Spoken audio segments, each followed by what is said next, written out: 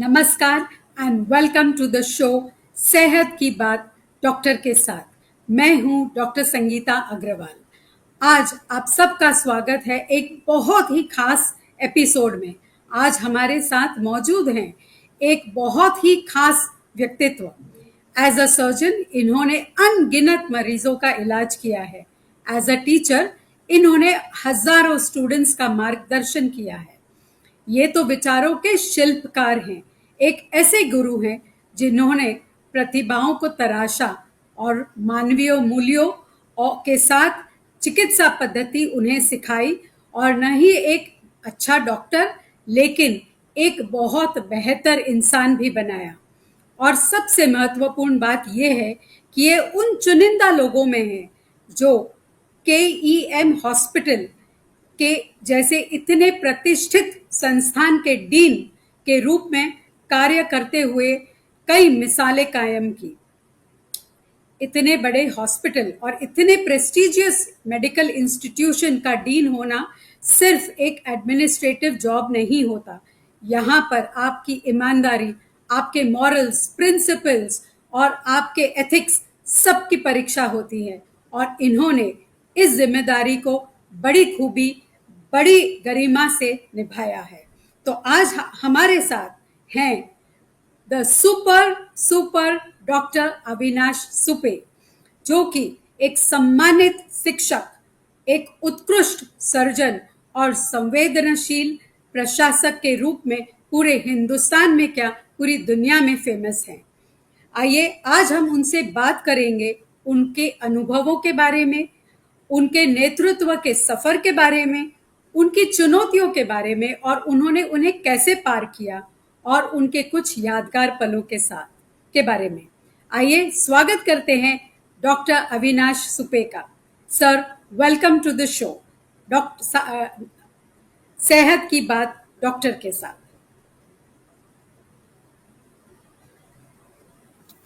संगीता, बहुत बहुत नमस्ते और आभार। आपने मुझे यहाँ बुलाया सेहत की बात के लिए। ये बहुत ही एक अच्छा शो है, और आपने जो मेरी इंट्रोडक्शन दी उसके लिए मैं आपका बहुत शुक्रगुजार हूँ। और आपके शो में आने का मुझे बहुत आनंद है। आपने मुझे बुलाया, बहुत आभार। तो सर, हम शुरू करते हैं आपके नेतृत्व की कहानी से। जब आप इस इतने बड़े इंस्टीट्यूट के डीन बने, तो आपकी इस जर्नी, इस पद तक की जर्नी के बारे में बताइए। आपको प्रेरणा कहाँ से मिली, आपका दृष्टिकोण क्या था, तो आप ये सीट तक कहाँ, कैसे और कैसे पहुंचे।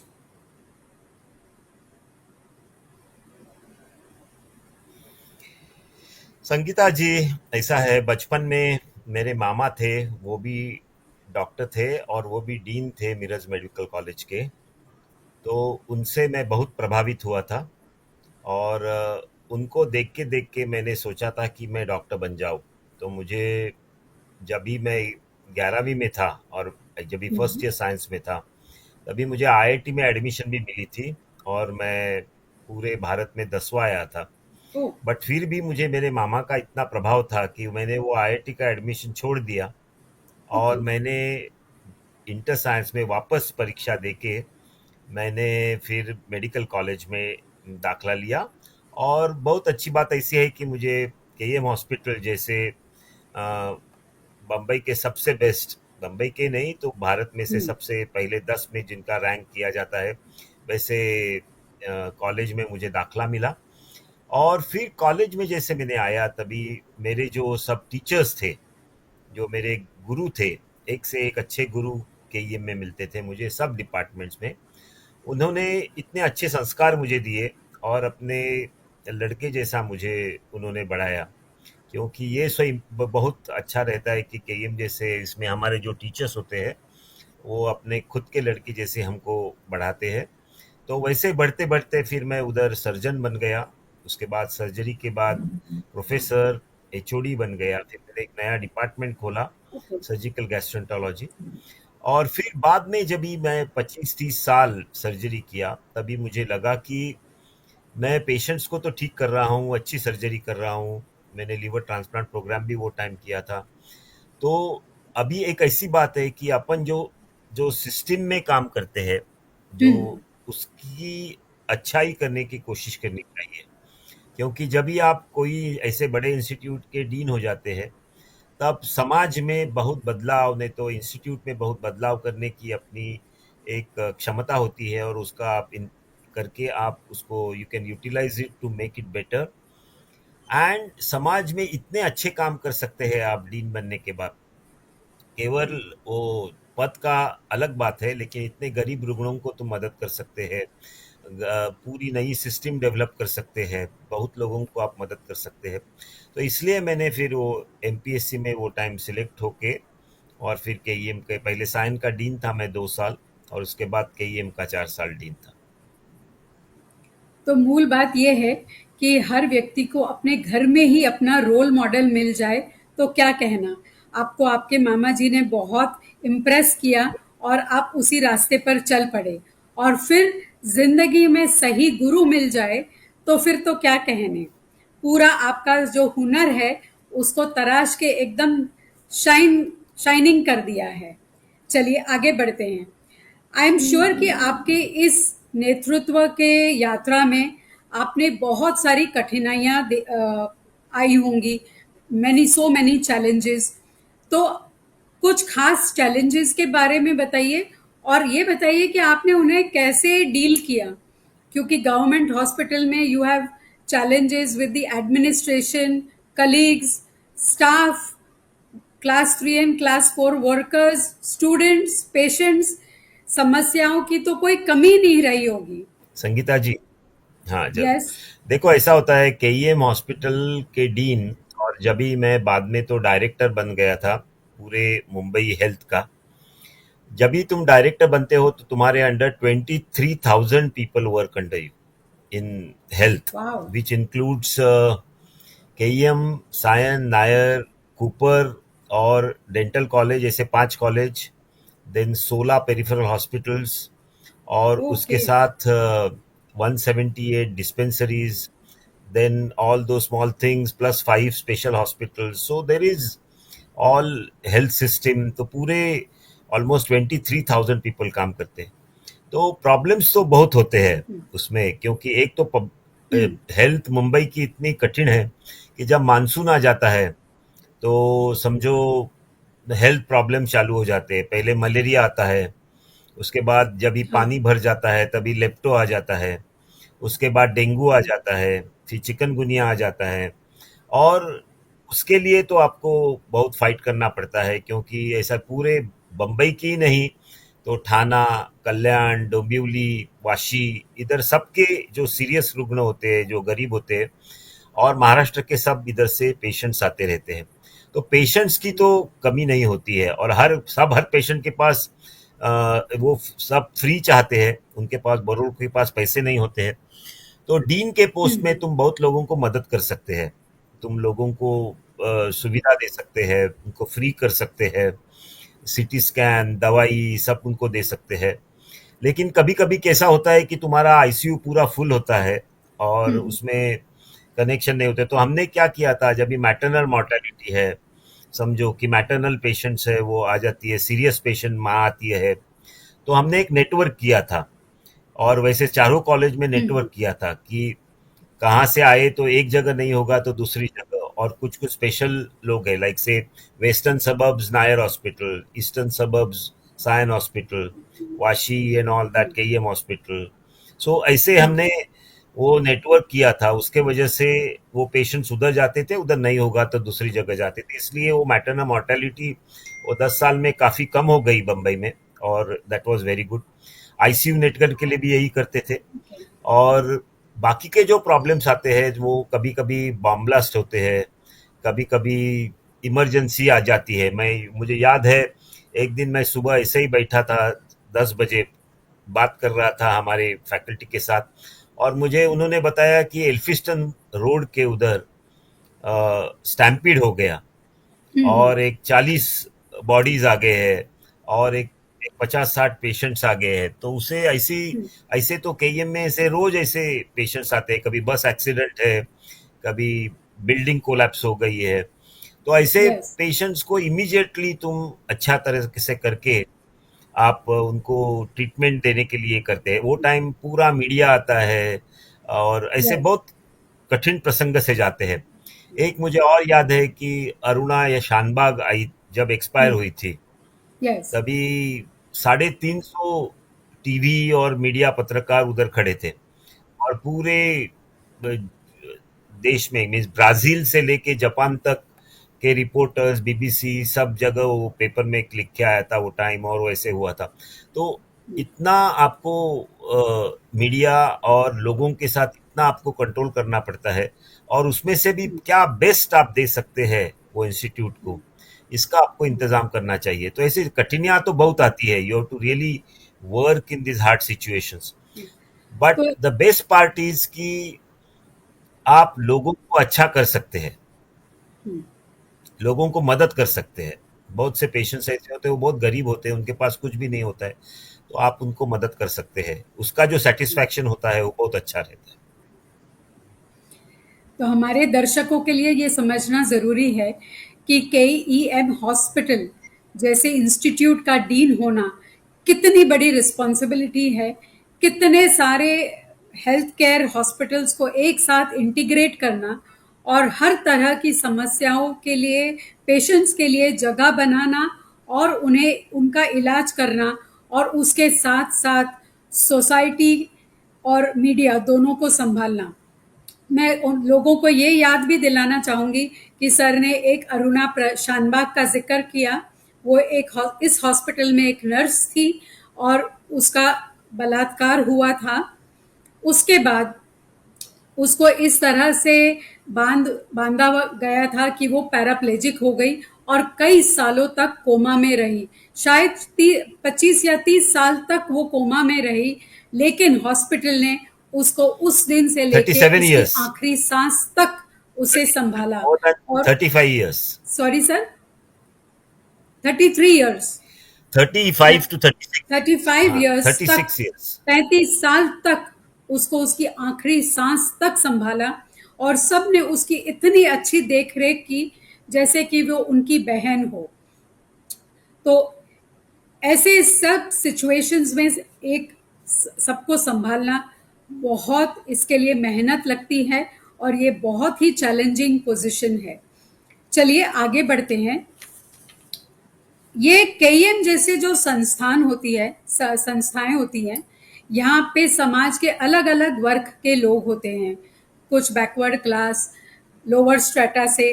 तो आपने ऐसे क्या कदम उठाए ताकि इस संस्था में संवेदशील भी रहे और समावेशी भी रहे?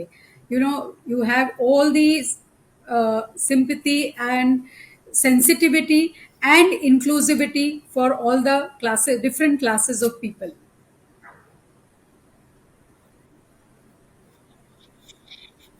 अच्छा, ये बहुत अच्छा प्रश्न है कि जब भी आप इतने बड़े पोस्ट पे काम करते हैं तभी आपको बहुत अ, विविध स्तर के लोगों का आपका संबंध आता है। उसमें बहुत रिच लोग आते हैं, वैसे बहुत गरीब भी लोग आते हैं, और सब कास्ट के लोग आते हैं जिनके पास कुछ नहीं होता। तो हमने एक किया कि जो एकदम बाहर से आते हैं, गरीब आते हैं, उनके लिए हमने एक अच्छे बनाया, सावली जैसा हमने एक बनाया जिसमें वो लोग रह सकते थे। उधर उनका not only it was a toilet, but they had a telephone facility, bathing facility, they had beds, and we used to give them at a very reasonable rate of से 30 रुपीज और 50 रुपीज अ डे। एंड जो Oh, आज के ज़माने में बाहर से कोई पेशेंट आता है तो उसको रहने के लिए कुछ मिलता नहीं है, और उसको बाहर रूम होटल में रहोगे तो 4,000 5,000 रुपया लगता है। तो हमने ऐसे 100 पेशेंट्स के लिए ऐसी व्यवस्था की थी, और हमने okay. उनको 700 800 पेशेंट्स को हम रोज फ्री ब्रेकफास्ट देते थे। और एक Okay. जुवेलेक्स फाउंडेशन है, उनकी वजह से हमने आज भी वो उनको फ्री ब्रेकफास्ट देते हैं।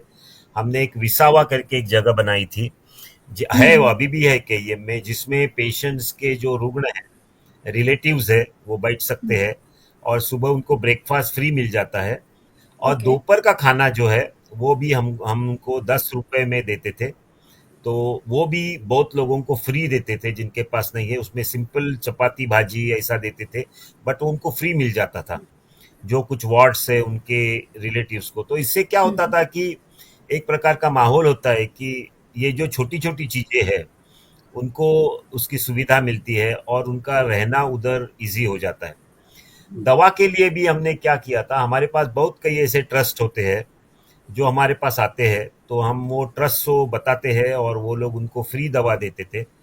मुझे याद है मैं साइन हॉस्पिटल में जब भी था तब हमने एक दो कंपनियां थी और एक ट्रस्ट था। तो बहुत से मरीज जो कैंसर से ग्रस्त थे उनको हम जो दवा देते थे वो बहुत से दवाइयाँ फ्री देते थे, कैंसर की दवा। नहीं तो बाहर की कॉस्ट अगर 15,000 रुपया हो गई तो उनको वो खाली 5% नहीं तो 10% प्राइस में देते थे। वाह। मीन्स 1500 की दवा 50 रुपए नहीं तो ऐसे इसमें देते थे। तो इससे उनको बहुत फायदा होता था। और एक कोई सिस्टम थी, एक कंपनी थी, वो उनको मैं एक टेबल भी दिया था। तो वो हर दिन देखते थे कि कोई पेशेंट के पास कोई पैसा नहीं है दवा के लिए, तो वो उनको दवा खरीद के देते थे। और वो आज भी 13 साल के बाद भी वो सिस्टम चालू है। तो मुझे लगता है ये छोटी छोटी सिस्टम्स होती है हमारे इधर। तो सोशल वर्कर वगैरह तो होते ही है, तो सोशल वर्कर तो मदद करते हैं, लेकिन ये जो कंपनी, ये बाकी चीज जो ट्रस्टी होते हैं, ये जो नॉन आई मीन से प्रॉफिट मेकिंग ट्रस्ट होते हैं, यस। वो भी हमारे इधर बहुत मदद करते हैं। तो केवल दवा ही नहीं, ट्रीटमेंट ही नहीं, लेकिन उनको बाकी की जो सुविधा होती है, जो उनके पास लैंग्वेज उनको समझता नहीं है, तो हमने क्या किया था कि एक उनको डेस्क दिया था। और डेस्क में जो सीनियर सिटीजन्स थे उधर के रहने वाले वो आते थे और वो उनको बताते थे कहाँ जाना है। नहीं तो क्या होता है केईएम जैसे हॉस्पिटल में आदमी उलझा जाता है, कहाँ जाए कैसे यस। जाए। तो उनके लिए वो सीनियर सिटीजन्स होते हैं, वो उनको मदद करते हैं। चार्ट तो वगैरह होते हैं बट बहुत लोग पढ़ भी नहीं सकते, तो उनको बराबर तरीके से मार्गदर्शन करना और उनको ये छोटी छोटी सुविधा देना, पानी हो, खाना हो, ब्रेकफास्ट हो, रहने की जगह हो, उससे क्या होता है उनको राहत मिल जाती है। उनका जो out of pocket expenses yes. होते हैं वो कम होते हैं, उनको एश्योरेंस मिलता है। तो मेरे ख्याल से जब भी आप, और उसमें हमने कभी भी ऐसा किया नहीं कि ये रिच है, ये कौन से जात का है, ऐसा नहीं देखते थे। कोई भी आया, किसने भी मांगा तो हम उसको देते थे। तो मेरे ख्याल से ये देखना बहुत जरूरी होता है कि जिसको जरूरत है उसको देना चाहिए। यस। वो कौन से स्तर से है, कहाँ से आया है, इसका विचार नहीं करना चाहिए। मेरे ख्याल से बड़े हॉस्पिटल में ऐसी सुविधा होना बहुत आवश्यक है। और ये सुविधा बहुत ट्रस्ट देते हैं। मैंने वो टाइम, मेरे टाइम एक बुधरानी ट्रस्ट है हमारा, जिसका मैं अभी भी ट्रस्टी हूँ। तो हमने चार अभी मेडिकल कॉलेज में Nair, KEM and Sion as well as now Cooper में भी चालू करने वाले हैं। हमने केमोथेरेपी वार्ड्स चालू किए हैं और बहुत से पेशेंट्स को हम केमोथेरेपी उधर अभी भी फ्री देते हैं और आज भी वो वर्क चालू है। तो और ऐसा, ये तो बहुत ऐसे काम कर सकते हैं तुम डीन बनते हो तभी। मैं हमारे दुनिया भर के व्यूअर्स को बताना चाहूंगी कि आप जानते हैं कि हिंदुस्तान में फैमिली बॉन्डिंग कितनी होती है। एक मरीज के पीछे उसका पूरा परिवार लगा हुआ रहता है। और आप देखें कि सर ने अपने कार्यकाल के दौरान सिर्फ मरीज का इलाज ही नहीं किया, लेकिन उसके साथ उसके पूरे परिवार को संभाला। पूरी दुनिया में मुझे नहीं लगता है कहीं पर भी आपको $1/2, $0.50 में पूरे दिन के लिए रहने के लिए जगह मिल सकती है। और हजारों लोगों को, और पेशेंट को ही नहीं उसके परिवार को फ्री में ब्रेकफास्ट देना और ₹10 में लंच देना, ये शायद ही दुनिया के कोई और कोने में पॉसिबल हो, पर हमारे मुंबई में इन्होंने करके दिखाया है और आज भी वहां पर हो रहा है। 5% कॉस्ट में आपको कैंसर का ट्रीटमेंट देना, वो भी बहुत गजब की बात है। और ये सब मैनेज करना एक बहुत बड़ा चैलेंज है, जिसे अविनाश सुपे सर ने बहुत ही गरिमा के साथ निभाया है। तो sir, we are very proud of you. चलो आगे बात करते हैं।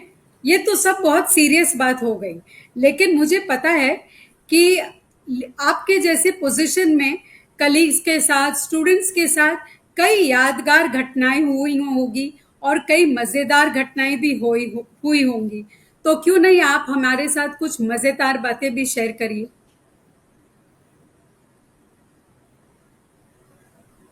यस यस, केईएम का डीन होना ये तो एकदम लाइव पोस्ट है, जहाँ तुम हम्म, बड़े स्टूडेंट्स को मिलते हैं, वो तुमको लेके जाते हैं।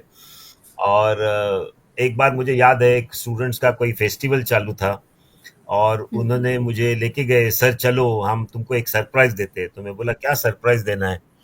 तो वो मुझे हाँ, लेके गए और मुझे बीच में बैठा दिया उन्होंने। और उन्होंने कोई तो एक स्पेशल गेस्ट लाया था, उसका एक बड़ा बोर्ड था और उसने कुछ हाथ में उसके था, और उसने उससे कुछ तो मेरा एक उसमें निकाला मेरा, और उसके बाद उसने उधर चमकी लगा दी। और चमकी के बाद वो मेरा पूरा पिक्चर उधर क्रिएट हो गया, उसने देख देख के मेरा पिक्चर बनाया था। ओके, और तो मैं तो एकदम दंग रह गया कि अरे ये इतना, ये स्टूडेंट है और वो इतना कर सकता है। और इतनी मजे की बात होती है, अपने स्टूडेंट्स इतने क्रिएटिव होते हैं। वो कभी कभी इतनी कविताएं करते हैं, वो प्रोग्राम्स को बुलाते हैं। हमारे इधर केईएम में तो इतने बड़े बड़े लोग आते हैं, तो उनके प्रोग्राम्स के लिए अपने को जाना पड़ता है। तो कभी कभी मजा भी होती है। मुझे याद है एक बड़ी हीरोइन आई थी, तो वही सीरियल की हीरोइन आई थी, और वो इनॉग्रेशन के लिए हम्म, आई थी। और मैं तो सीरियल देखता नहीं हूँ, तो मजा ऐसी हो गई हाँ, कि मैं उसके साथ गया और उसके साथ बैठा था। तो मैं बोला आप क्या करती है?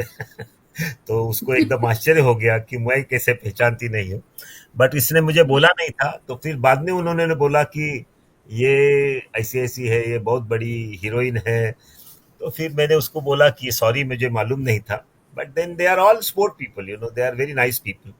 But you meet lot of celebrities also. अभी हम्म, मैं केईएम में तो बहुत ही मिलता था, और अभी हिंदुजा खार में भी था, तो उधर भी सब पूरा बॉलीवुड आता है। केईएम में भी सब सेलिब्रिटीज आते हैं, तो सेलिब्रिटी के साथ मैंने बहुत बात किया है। मीन्स तुम बोलो वैसे दिलीप कुमार साहब से, अभी जो नए हैं उनके साथ, सबके साथ अ, वक्त बताया है, उनके साथ हमने बात की है। तो ये एक एडवांटेज होता है जब भी आप बड़े पोस्ट पे होते हैं, तभी उनके साथ तुम प्रोग्राम के लिए। केईएम तो ऐसा लाइव होता है, स्टूडेंट्स की मजा मजा चलती है। कभी कभी स्टूडेंट्स मस्ती भी करते हैं, कुछ तोड़ भी देते हैं, तो उनका कंप्लेंट्स आते हैं, फिर उन पे हम्म, क्या एक्शन लेना ये भी करना पड़ता है। तो hmm, normally I was little student friendly. मैं इतना स्ट्रिक्ट एकदम ऐसा उनको रस्टिकेट वगैरह नहीं किया, बट उनको थोड़ा सा कभी कभी स्कोल्ड करता था, बट नॉट मच। तो ऐसे मस्ती तो होते रहता है, कभी कभी लोग मस्ती भी करते हैं। तो सब बात की ऐसी एक बात बहुत है घटना कि होती है। आप खुद तो भी एक नॉर्मली यू आर, सेलिब्रिटी हो। हम्म, आप खुद भी एक सेलिब्रिटी हो। वो तो तेरी, हाँ हाँ, तो संगीता ये तो तेरा बड़प्पन है, but yes, you have, thank you for calling me a celebrity. तो सर, देखिए, नेतृत्व का एक सबसे बड़ा उद्देश्य होता है कि विकास होते रहना चाहिए। तो आपके कार्यकाल के दौरान आपने ऐसा क्या किया ताकि केईएम में बहुत सारी उन्नति हो, प्रोग्रेस हो, विकास हो? कुछ रिसर्च में, एडमिनिस्ट्रेशन में ऐसे क्या बहुत अच्छा बदलाव क्वेश्चन लाए है। आपने? जब भी मैं गया तभी, ओके, ऐसा है, जब भी मैं केईएम में गया तभी बहुत प्रॉब्लम्स थे उधर। तो मैंने उसके लिए बहुत प्लान किया कि एक हमारे स्टूडेंट्स को हॉस्टल नहीं था, आरएमओस को। ओके, तो वो टाइम मैंने एक बहुत तीनों हॉस्पिटल्स में एक हॉस्टल प्लान किया। तो अभी केईएम के लिए एकवत हॉस्पिटल, एक बहुत बड़ा हॉस्टल अभी तैयार हो रहा है, ये महीने में ये तो 2 महीने में हो जाएगा। सायन हॉस्पिटल में एक 28 फ्लोर हॉस्टल रेडी हो गया। तो मेरे ख्याल से जैसे स्टूडेंट्स बढ़ रहे हैं उनके लिए हॉस्टल की जरूरत थी। दूसरी ऐसी बात थी कि पेरिफेरल हॉस्पिटल्स जो थे, समझो भगवती है, शताब्दी है, देन एमटी अग्रवाल है, उनका पूरा विकास का प्लानिंग मैंने किया है। अभी आज 5 साल के बाद ये हॉस्पिटल्स बड़े बड़े तैयार है। अभी आपने कल ही सुना होगा कि शताब्दी का हॉस्पिटल के उधर यस, एक मेडिकल कॉलेज चालू होने वाला है। तो ये सब प्लान करके, उसका बराबर प्लानिंग करके, उनको अप्रूवल करके उनका काम चालू करना इज इम्पोर्टेंट एक्चुअली, वो मैंने बहुत किया। केईएम में बहुत नई सिस्टम चालू किए, समझो नया मेडिकल रिसर्च यूनिट हमने वो गवर्नमेंट ऑफ इंडिया का वो पूरा चालू किया था। और वो आज भी है, तो उसमें गवर्नमेंट्स ग्रांट्स आती है और बहुत रिसर्च होता है। डिपार्टमेंट ऑफ मेडिकल एजुकेशन मैंने चालू किया था पूरा विद नया। देन हमारे इधर वो टाइम में डायरेक्टर ऑफ रोटो और सोटो नोटो सोटो था, that means regional and state kind of an organ transplant.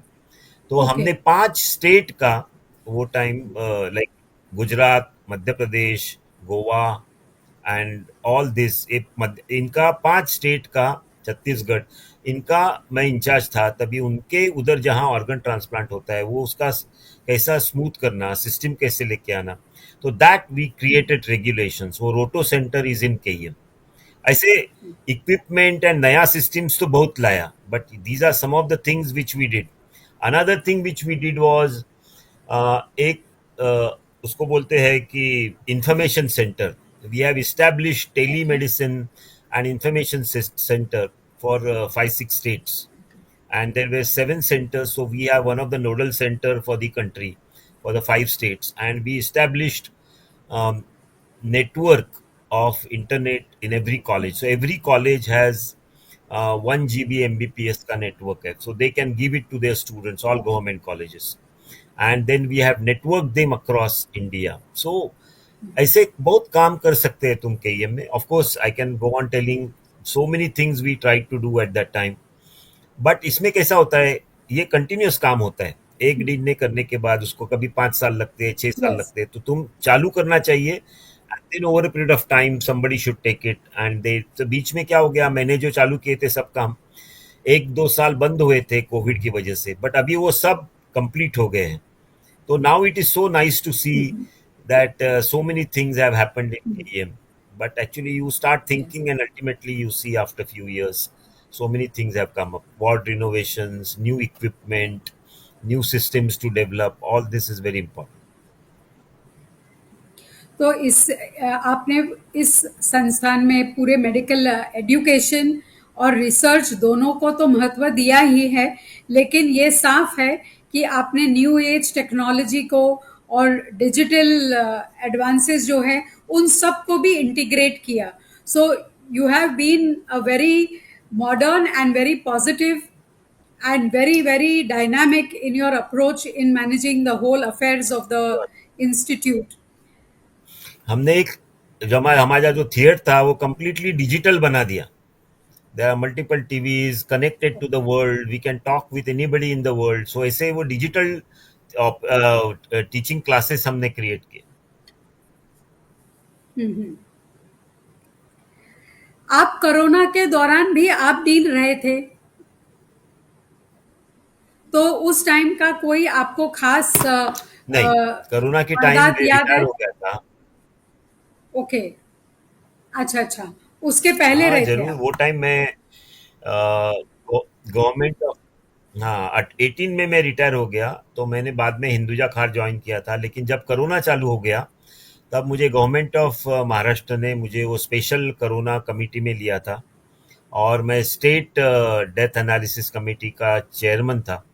सो वो टाइम हमने बहुत काम किया। हमने पूरे सिस्टम का एनालिसिस करके जहाँ जहाँ डेथ्स हो रहे थे वहाँ वहाँ वो डॉक्टर से बात करके उनको हम लोग on video call we used to teach them, उनको बताते यस। थे कि कैसे पेशेंट्स को ट्रीट करना चाहिए, क्या करना चाहिए। हर डॉक्टर के छोटे छोटे डिस्ट्रिक्ट्स में से, छोटे छोटे तालुका प्लेसेस में से हम video connection with chief ministers and secretaries, we used to talk to them, and we used to see how we can really improve the death rate. And because of that I personally feel that first year में और second year में कि इतना difference था। Actually first year में yes. Initially lockdown था, but second year में जो पहले डेथ हुए थे उसके बाद हमने बहुत कम किए, वैक्सीनेशन ड्राइव्स किए दैट टाइम। उसकी वजह से कोरोना काफ़ी कंट्रोल में आया था।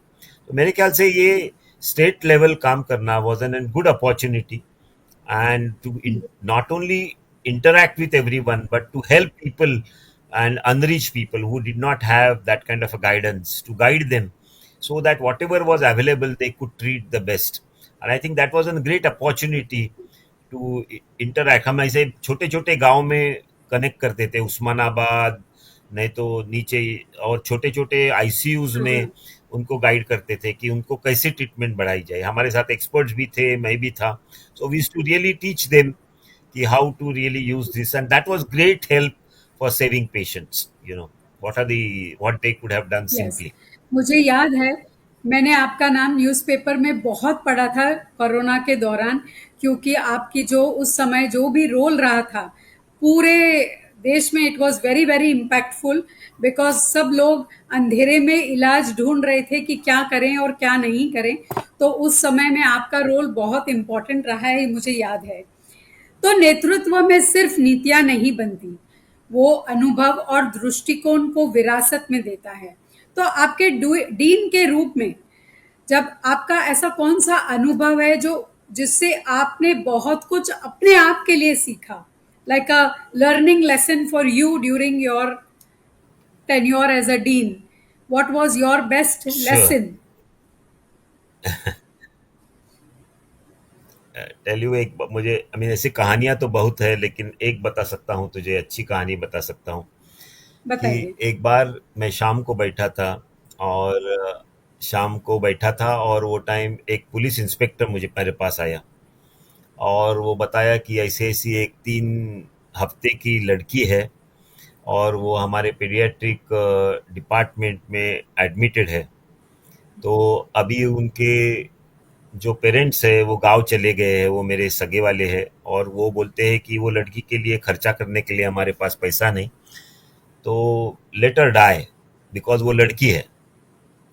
तो मैं बोला, ये ऐसा कैसा हो सकता है, लड़की है इसलिए आप उसको छोड़ दिए, लड़का होते तो आप कर्जा लेके उसको ट्रीटमेंट करते थे। तो हमने बोला कि ये तो दुनिया को दिखाने वाली बात है कि लड़की होगी इसके मतलब है तुम उसको छोड़ नहीं सकते।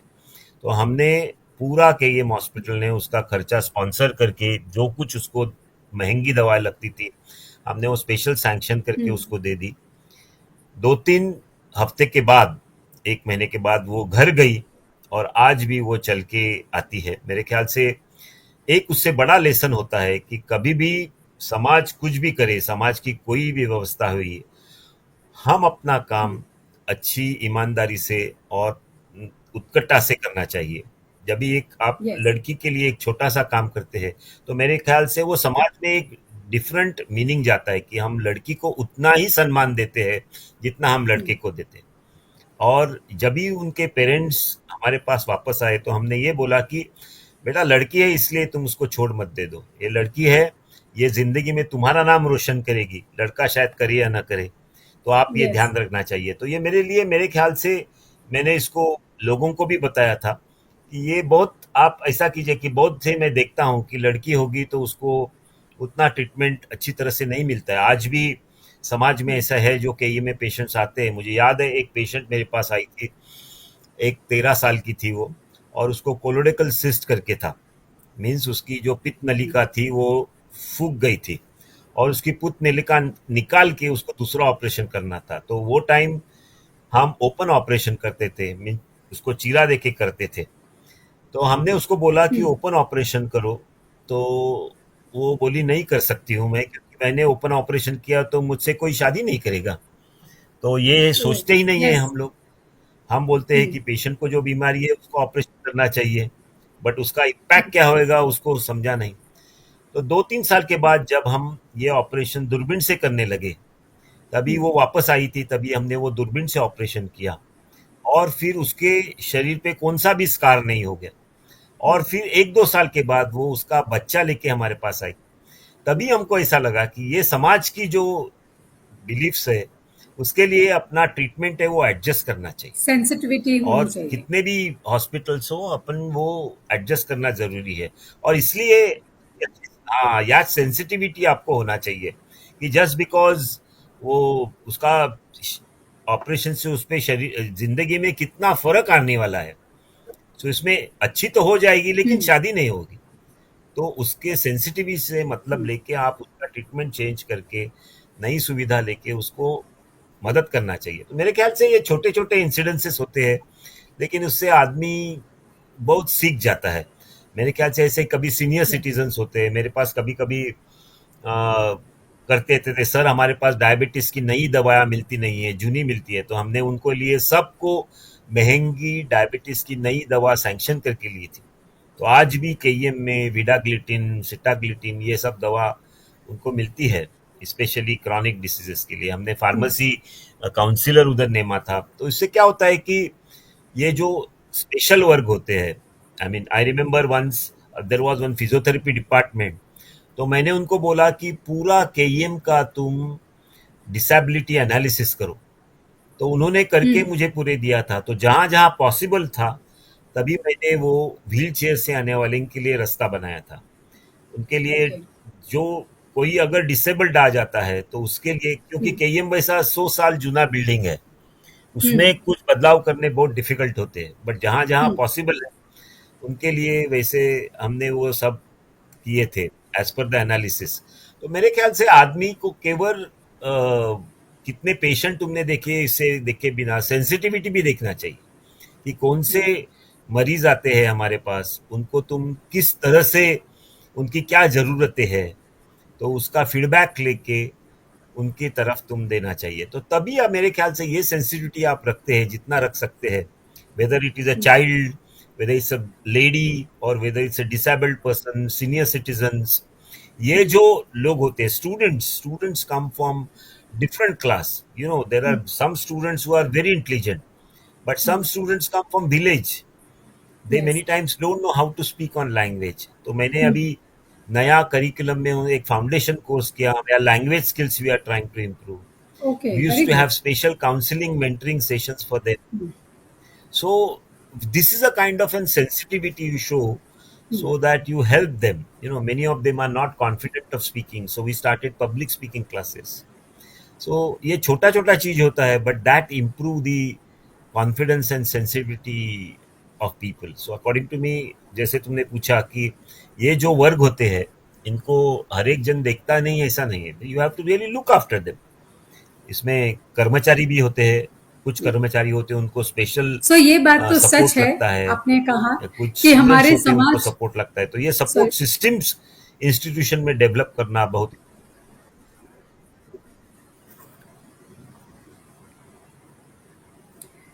ये बात सही है कि हमारे समाज में जेंडर डिस्क्रिमिनेशन, जेंडर इनइक्वालिटी, ये बहुत बड़ी समस्याएं हैं। और इन सब चुनौतियों को हमको साथ लेकर इनका सामना करना है और इन सब के लिए सल्यूशंस ढूंढना है और हमारे समाज को एक प्रोग्रेसिव समाज बनाना है। और इसके लिए हर एक को अपनी पहल करनी चाहिए। और सर, डॉक्टर अविनाश सुपे ने ज़रूर इस एरिया में बहुत काम किया है। To fight for the rights of the differently abled, वो भी एक बहुत बड़ा चैलेंज है और उस एरिया में भी इन्होंने अपनी तरफ से काफ़ी काम किया है। तो सर, अब अंत में आप हमारे व्यूअर्स के लिए क्या संदेश देना चाहेंगे? Your take home message for all our viewers. मुझे आपको ये बताना है कि सी केईएम सर हॉस्पिटल्स बहुत बड़े होते हैं। नॉर्मली एक कॉमन मैन होता है, वो थोड़ा जाने के लिए डरता है, मिडिल क्लास और हायर मिडिल क्लास। वो कहता है कि मैं इतना लाइन में कैसा खड़ा रहूं and all. But I can tell you कि केईएम जैसे इसमें डॉक्टर्स इतने अच्छे होते हैं और उनका एक्सपीरियंस इतना अच्छा होता है कि वो आपको बेस्ट ओपिनियन दे सकते हैं। शायद आपको उधर की गर्दी अच्छी ना लगे, बट वो उनका बेस्ट ओपिनियन देता है।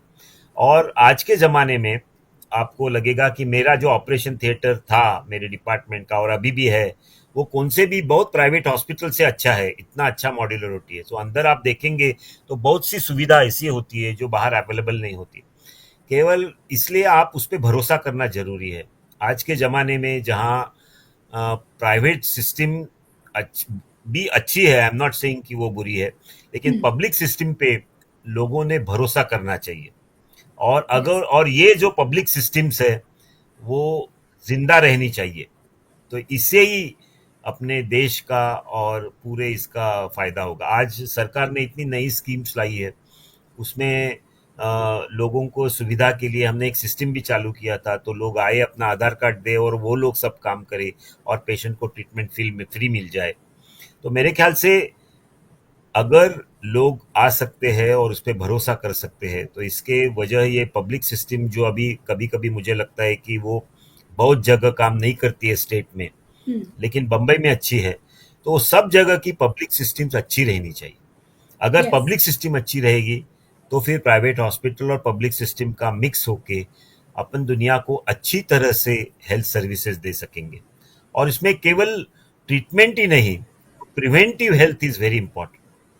आज के ज़माने में प्रिवेंटिव हेल्थ जो है उस पर ज़्यादा ध्यान देना हम्म, चाहिए। तो हॉस्पिटल में जाने की तुमको आवश्यकता ही कम पड़े, और आपने एक्सरसाइज करो, खाने पे कंट्रोल करो। आज ही बताया था प्राइम मिनिस्टर जी ने कि तुम जो हैवी फैटी जंक फूड है वो कम करो, और एक्सरसाइज यस। करो, लाइफस्टाइल चेंज करो। तो आज जो हम देखते हैं दुनिया में कि लाइफस्टाइल डिसीजेस बढ़ गए हैं, जंक फूड से ज़्यादा हो रहा है, एक्सरसाइज लोग करते नहीं। तो अगर आप प्रिवेंटिव हेल्थ बढ़ाए और पब्लिक हॉस्पिटल पे भरोसा करें तो मेरे ख्याल से आपका जो आयुष्य है वो बेहतर हो जाएगा।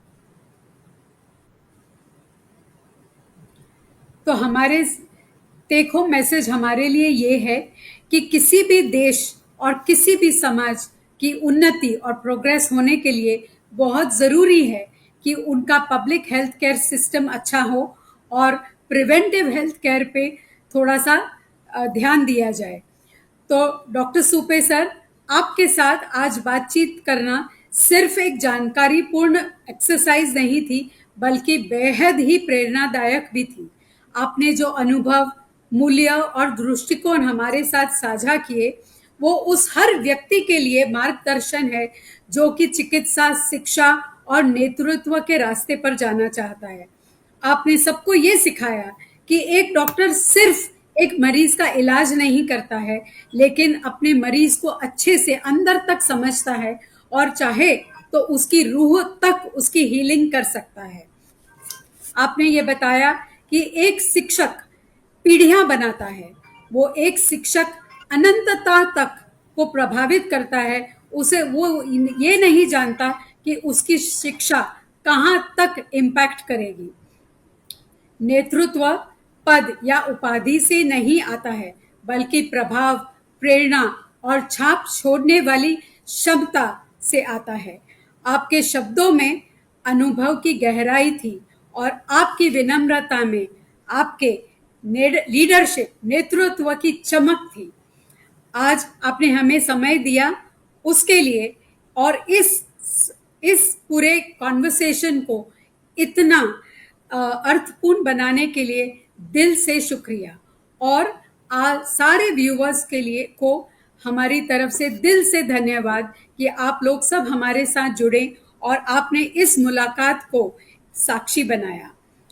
हम जल्दी मिलेंगे, फिर मिलेंगे, और तब तक के लिए शुक्रिया, थैंक यू, शब्बा खैर। थैंक यू सर, और नमस्ते। नमस्ते, शुक्रिया और थैंक यू।